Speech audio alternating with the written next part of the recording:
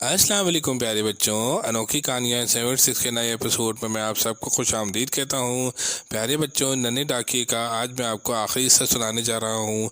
डाक बाटिए खरगोश ने हैरत से कहा, अरे पगले, इन हरे भरे थैलों को और मैले कुचैले कागज़ों को फेंक दो, आओ मज़े करो, हमारे साथ खेलो। लेकिन जावेद ना रुका। करीब ही एक दरख्त पर एक सुनहरी चिड़िया बैठी हुई थी। वो जावेद को देखकर बोली, जावेद तुम्हें क्या हुआ? सर पर पैर रख के क्यों भागे जा रहे हो? कहीं स्कूल से पिटकर तो नहीं आए? जावेद ने नफ़ी में जवाब दिया। तो चिड़िया बोली, आओ ना खेलें। नहीं, जावेद बोला, डाक बांटने जा रहा हूँ। चिड़िया ने कैकया लगाया और बोली, अरे ये खेलने का वक्त है और तुम कहाँ जा रहे हो? आओ खेलें, मैं तुम्हें नहीं जाने दूंगी। ये सुनकर जावेद और तेज भागने लगा, यहाँ तक कि एक पत्थर से ठोकर खाकर गिरा और डाक का थैला इसके हाथ से छूटकर दूर जा गिरा। अब थैले में एक ही चिट्ठी बाकी रह गई थी। जावेद ने सोचा कि चलो इसे भी जल्दी से तकसीम कर दें। वो कपड़े झाड़ता हुआ ज़मीन से उठा और अब अंधेरा भी छाने वाला ही था। इसने खत पर लिखे हुए पते का मकान तलाश कर लिया और दरवाजे पर जाकर आवाज़ दी।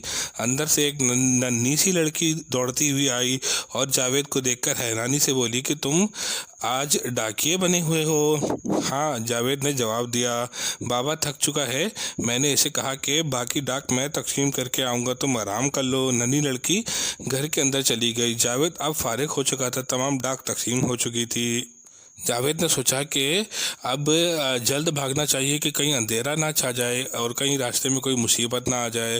वो इतना थक चुका था कि कदम उठाना इसके लिए दो बार हो रहा था। इधर नन्ही लड़की जब बाहर आई तो इसने महसूस किया कि जावेद बहुत ज़्यादा थक चुका था। इसने फ़ौरन ही अपनी साइकिल निकाली और जावेद के पीछे आई और इसके करीब आकर बोली कि आओ जावेद, मेरे पीछे बैठो, मैं तुम्हें घर तक पहुंचा के आती हूँ।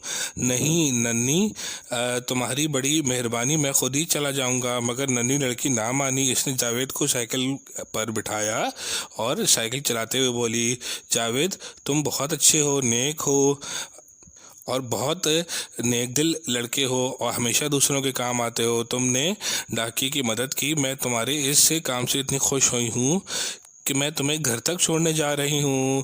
प्यारे बच्चों, ये थे नन्हा डाकिए की कहानी। अगर आपको मेरी कहानी अच्छी लगे तो कमेंट्स में राय का इज़हार कीजिए और अनोखी कहानियाँ 76 के चैनल को सब्सक्राइब कीजिए। अस्सलाम वालेकुम।